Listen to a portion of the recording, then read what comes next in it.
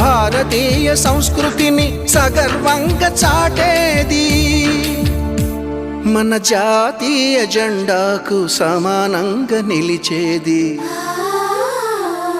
చీరలోని గొప్పతనం తెలుసుకో, ఈ చీర కట్టి ఆడతనం పెంచుకో. సింగారమనే దారంతో చేసింది చీర, ఆనందమనే రంగులనే అద్దింది చీర, మమకారమనే మగ్గంపై నేసింది చీర.